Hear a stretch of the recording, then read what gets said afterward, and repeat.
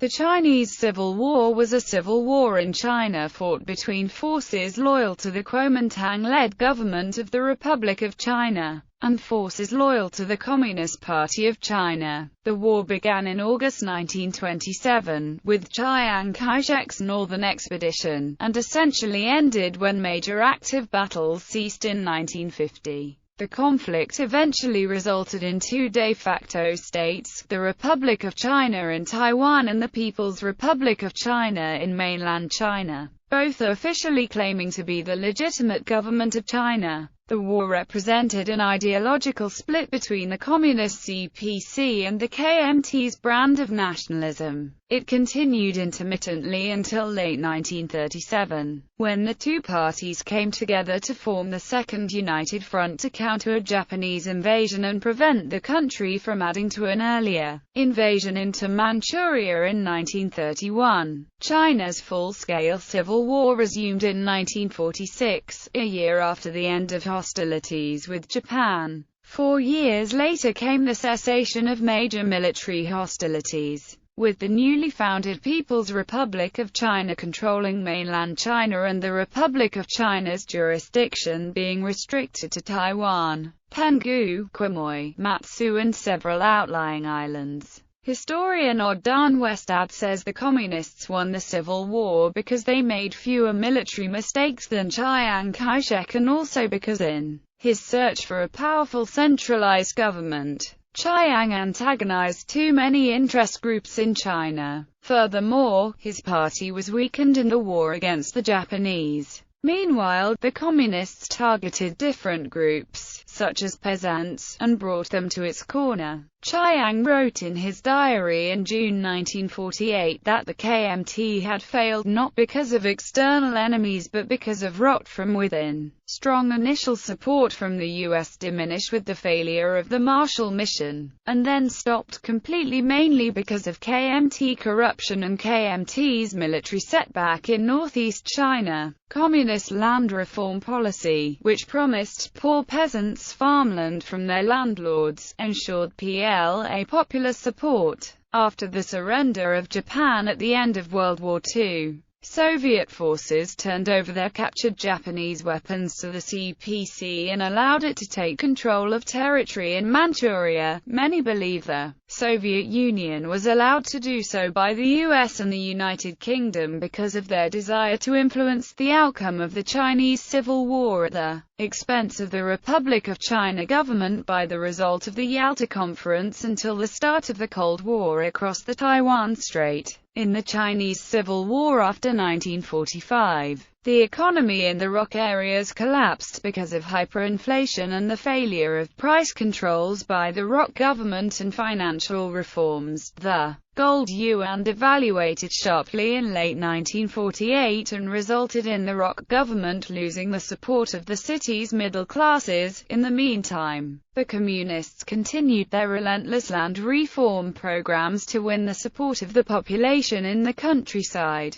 To this day no armistice or peace treaty has ever been signed, and there is debate about whether the Civil War has legally ended. Cross-strait relations have been hindered by military threats and political and economic pressure, particularly over Taiwan's political status. With both governments officially adhering to a One China policy, the PRC still actively claims Taiwan as part of its territory and continues to threaten the ROC with a military invasion if the ROC officially declares independence by changing its name to and gaining international recognition as the Republic of Taiwan. The ROC mutually claims mainland China, and they both continue the fight over diplomatic recognition. Today the war as such occurs on the political and economic fronts in the form of cross-strait relations. However, the two separate de facto states have close economic ties. Background: the Qing dynasty, the last of the ruling Chinese dynasties, collapsed in 1911 and finally fell in 1912 with the abdication of the last emperor. China fell into what became known as the Warlord Era, when control of much of the country was divided among a group of powerful independent warlords, military leaders with their own private armies. The anti-monarchist and national unificationist Kuomintang Party and its leader Sun Yat-sen sought the help of foreign powers to defeat these warlords,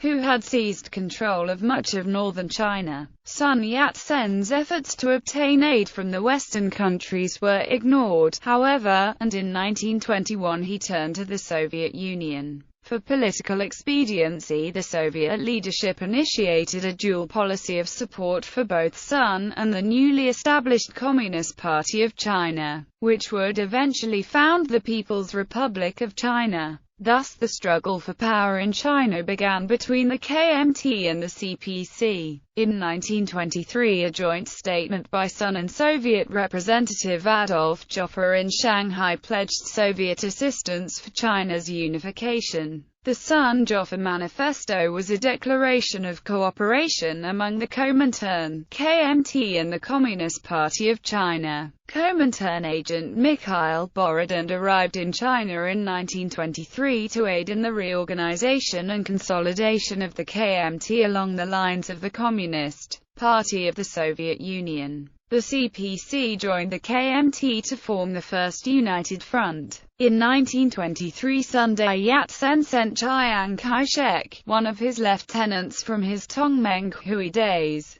for several months of military and political study in Moscow. By 1924, Chiang became the head of the Whampoa Military Academy, and rose to prominence as Sun's successor as head of the KMT. The Soviets provided much studying material, organization and equipment, including munitions, for the academy. They also provided education in many of the techniques for mass mobilization. With this aid, Sun Yat-sen was able to raise a dedicated army of the party, with which he hoped to defeat the warlords militarily. CPC members were also present in the academy, and many of them became instructors, including Zhou Enlai, who was made a political instructor. Communist members were allowed to join the KMT on an individual basis. The CPC itself was still small at the time, having a membership of 300 in 1922 and only 1,500 by 1925. The KMT in 1923 had 50,000 members.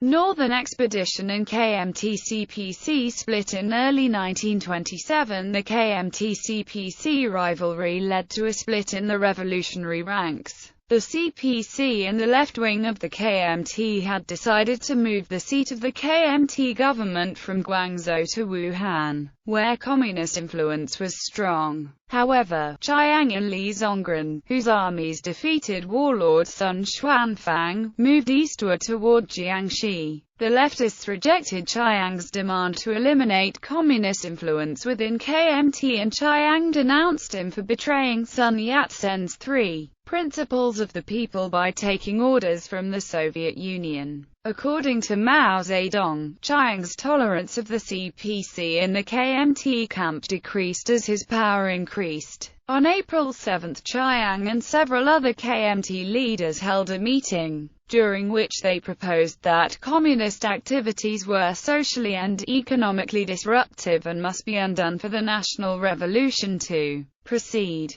On April 12, in Shanghai, the KMT was purged of leftists with the arrest and execution of hundreds of CPC members. It was directed by Zhen Baichongxi. This was called the April 12 incident or Shanghai Massacre by the CPC. The Shanghai Massacre widened the rift between Chiang and Wang Jingvei's Wuhan. Eventually the left wing of the KMT also expelled CPC from the Wuhan government, which in turn was toppled by Chiang Kai-shek. The KMT resumed the campaign against warlords and captured Beijing in June 1928. Afterwards, most of eastern China was under the control of the Nanjing central government, which received prompt international recognition as the sole legitimate government of China. The KMT government announced, in conformity with Sun Yat-sen, the formula for the three stages of revolution: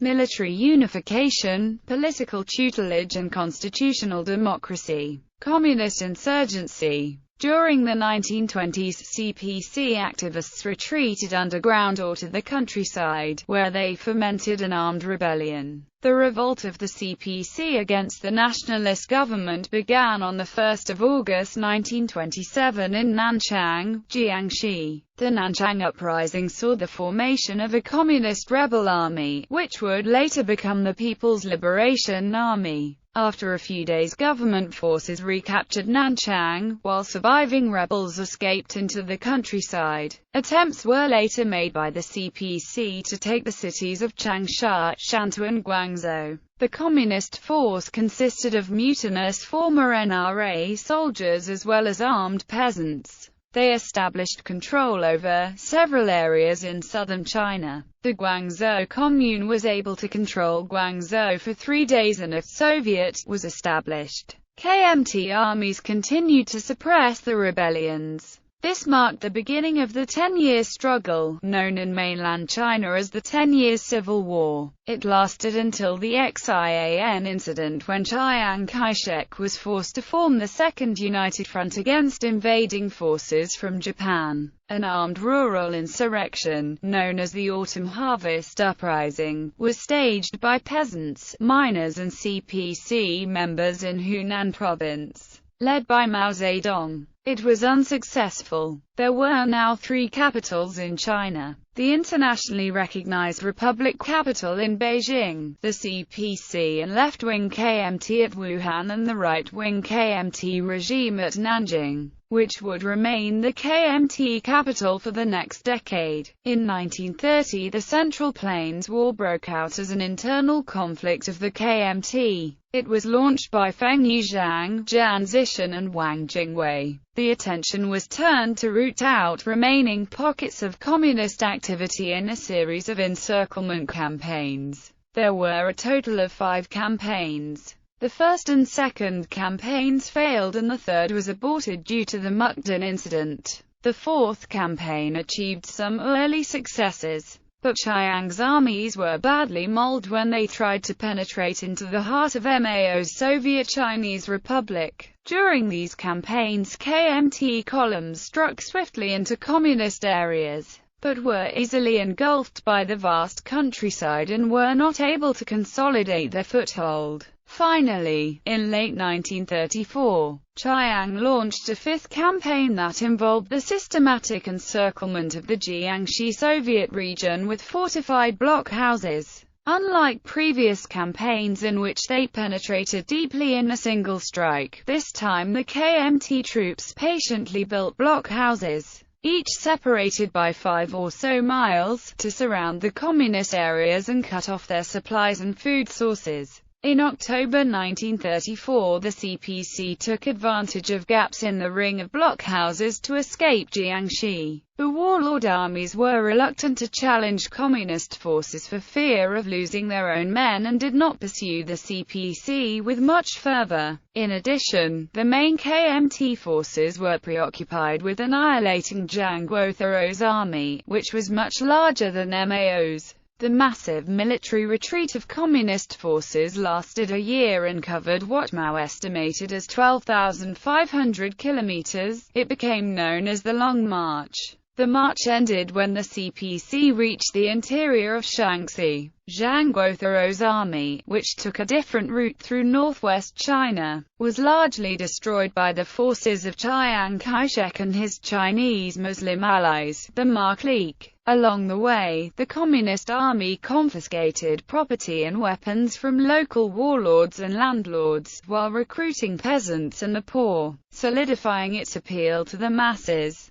Of the 90,000–100,000 people who began the Long March from the Soviet Chinese Republic, only around 7,000–8,000 made it to Shaanxi. The remnants of Zhang's forces eventually joined Mao in Shaanxi, but with his army destroyed, Zhang, even as a founding member of the CPC, was never able to challenge Mao's authority. Essentially, the Great Retreat made Mao the undisputed leader of the Communist Party of China. The Kuomintang used Khampa troops, who were former bandits, to battle the Communist Red Army as it advanced. and to undermine local warlords who often refused to fight communist forces to conserve their own strength. The KMT enlisted 300 Khampa bandits into its consolatory commission military in Sichuan, where they were part of the effort of the central government to penetrate and destabilize local Han warlords such as Liu Wenwei. The government was seeking to exert full control over frontier areas against the warlords.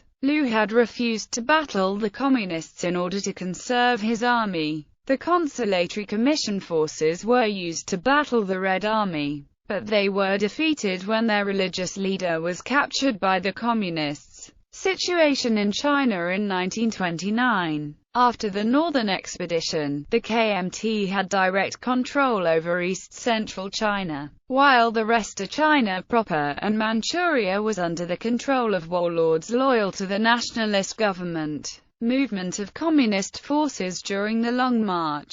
A communist leader addressing Long March survivors. Second Sino-Japanese War. During Japan's invasion and occupation of Manchuria, Chiang Kai-shek, who saw the CPC as a greater threat, refused to ally with them to fight against the Imperial Japanese Army. Chiang preferred to unite China by eliminating the warlords and CPC forces first. He believed that he was still too weak to launch an offensive to chase out Japan and that China needed time for a military build-up. Only after unification would it be possible for the KMT to mobilize a war against Japan. So he would rather ignore the discontent and anger among Chinese people at his policy of compromise with the Japanese, and ordered KMT generals Zhang Zuliang and Yang Hucheng to carry out suppression of the CPC. However, their provincial forces suffered significant casualties in battles with the Red Army. Ref on December 12, 1936. The disgruntled Zhang Zuliang and Yang Hucheng conspired to kidnap Chiang and force him into a truce with the CPC. The incident became known as the Xian incident. Both parties suspended fighting to form a second united front to focus their energies on fighting against the Japanese. In 1937, Japan launched its full-scale invasion of China and its well-equipped troops overran KMT defenders in northern and coastal China. The alliance of CPC and KMT was in name only. Unlike the KMT troops, CPC shunned conventional warfare and instead engaged in guerrilla warfare against the Japanese. The level of actual cooperation and coordination between the CPC and KMT during World War II was at best minimal. In the midst of the Second United Front, the CPC and the KMT were still vying for territorial advantage in Free China. The situation came to a head in late 1940 and early 1941 when clashes between Communist and KMT forces intensified. In December 1940, Chiang demanded that the CPC's new Fourth Army evacuate Anhui and Jiangsu provinces due to its provocation and harassment of KMT forces in this area. Under intense pressure, the new Fourth Army commanders complied. In 1941, they were ambushed by KMT forces during their evacuation, which led to several thousand deaths. It also ended the Second United Front, which had been formed earlier to fight the Japanese. Despite the intensified clashes between the CPC and KMT, countries such as the US and the Soviet Union attempted to prevent a disastrous civil war. After the new Fourth Army incident, US President Franklin D. Roosevelt sent Special Envoy Lachlan Curry to talk with Chiang Kai-shek and KMT party leaders to express their concern regarding the hostility between the two parties, with Curry stating that the only ones to benefit from a civil war would be the Japanese. In 1941, the Soviet Union, with its closer alliance to the CPC, also sent an imperative telegram to Mao warning that the civil war would also make the situation easier for the Japanese military. Due to the international community's efforts, there was a temporary and superficial peace. In 1943, Chiang attacked the CPC with the propaganda piece China's Destiny, which questioned the CPC's power after the war. While the CPC strongly opposed Chiang's leadership and referred to his regime as fascist in an attempt to generate a negative public image, both leaders knew that a deadly battle had begun between themselves. In general, developments in the Second Sino-Japanese War were to the advantage of the CPC, as its guerrilla war tactics had won him popular support within the Japanese-occupied areas, while the KMTs had to defend the country against the main Japanese campaigns to take over the country, since it was the legal Chinese government, and this proved costly to Chiang Kai-shek and his troops. In 1944, Japan launched its last major offensive, Operation Ichigo, against the KMT that resulted in the severe weakening of Chiang's forces.